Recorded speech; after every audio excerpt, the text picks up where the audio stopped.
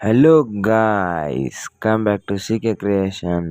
ನಾವಿವತ್ತು ಮನ್ಯಾಗ ಹಿರಿಯರ್ ಪೂಜೆ ಮಾಡಕತ್ತಿದ್ವಿ. ಹಂಗಾಗಿ ಹಿರಿಯರ್ ಪೂಜೆ ನಮ್ಮ ಮನೆಗೆ ಹೆಂಗೆ ಮಾಡ್ತೀವಿ ಅಂತ ನೋಡ್ಕೊಂಬರಂಬರ್ರಿ.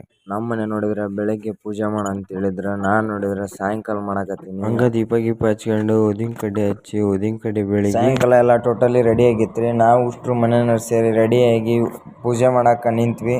ದೀಪ ಬೆಳಗಾಕತ್ತಿದ್ವಿ. ದೀಪ ಬೆಳಗಬೇಕಾದ್ರೆ ಏನಂತೀವಿ ಅಂತ ಕೇಳಿಸ್ಕೊರಿ ಒಂದ್ಸತಿ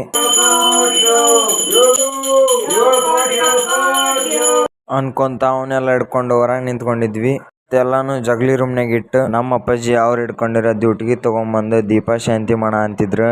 ಅದಕ್ಕೆ ಹಾಲು ಮತ್ತು ನೀರು ಹಾಕಿ ಈಗಂತ್ರ ಎಲ್ಲ ಹಿರಿಯರ್ ಪೂಜೆ ಎಲ್ಲ ಮುಗೀತ್ರಿ. ಮತ್ತು ಈಗ ಲಕ್ಷ್ಮೀ ಪೂಜೆ ಮಾಡ್ಬೇಕು. ಮನ್ಯಾಗ ಮಾಡೋದಕ್ಕಿಂತ ನಾವು ಗ್ಯಾರೇಜ್ನಾಗ ಮಸ್ತ್ ಮಾಡ್ತೀವಿ. ಹಾಗಾಗಿ ಗ್ಯಾರೇಜಿಂದ ತೋರಿಸ್ತೀನಿ ಬರ್ರಿ.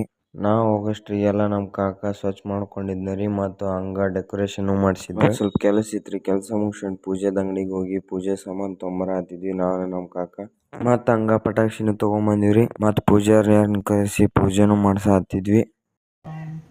ಹರ ಓಂ ಪೂಜಾ ಕೋಟಿ ಸಮಸ್ತೋತಂ ಜಪ ಕೋಟಿ ಸಮದರ್ಪಂ ಜ್ಞಾನ ಕೋಟಿ ಸಮಜ್ಞಾನಂ ಅನ್ಕೊಂತ ಪೂಜೆ ಮುಗಿಸಿದ್ವಿ. ದೇವರಿಗೆಲ್ಲ ಕಾಯಿ ಬೆಳಗಿ ಮತ್ತು ನಮ್ಮ ಗ್ಯಾರೇಜ್ನಾಗ ಇರುವಂತಹ ಪ್ರತಿಯೊಂದು ಮಷೀನಿಗೂ ಕಾಯಿ ಬೆಳಗಿದ್ವಿ ರೀ.